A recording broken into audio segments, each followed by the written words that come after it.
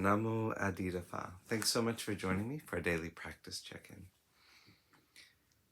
Listen, listen, listen. This wonderful sound calls us back to our true home.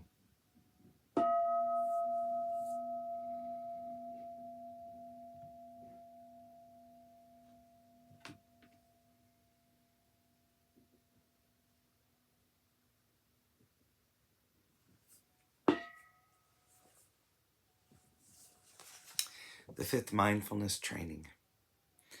Aware of the suffering caused by unmindful consumption, I vow to cultivate good health, both physical and mental, for myself, my family, and my society by practicing mindful eating, drinking, and consuming. I will ingest only items that preserve peace, well-being, and joy in my body, in my consciousness, and in the collective body and consciousness of my family and society. I'm determined not to use alcohol or any other items that contain toxins, such as certain TV programs, magazines, books, films, and conversations. I'm aware that to damage my body or my consciousness with these poisons is to betray my ancestors, my parents, my society, and future generations. I will work to transform violence, fear, anger, and confusion in myself and in society by practicing a diet for myself and for society. I understand that a proper diet is crucial for self-transformation and the transformation of society.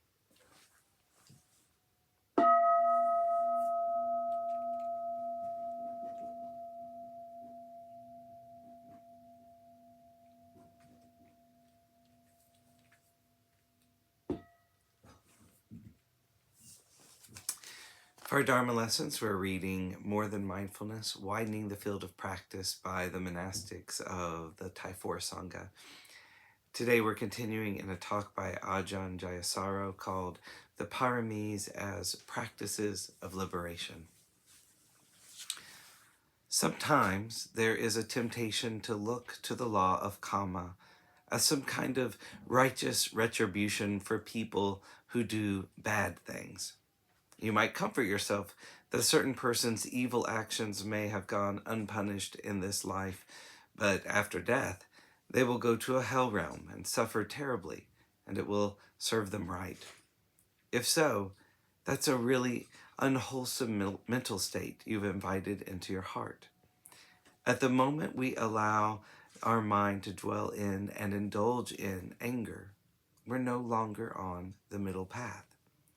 At that point, we're no longer disciples of the Buddha. We've turned our back on the Buddha.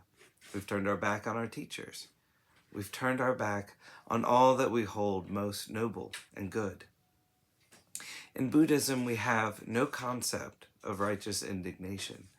There's absolutely no situation in which anger is considered a wise or an intelligent response, even to the most awful injustice or violence. It only ever makes things worse. An angry mind is a stupid mind. It's only when the mind has the wish for the well-being of all that we can find creative responses to the terrible things that go on in our societies and our world. We have to free ourselves and liberate ourselves from anger and negativity. And metta is a wonderful way of doing this.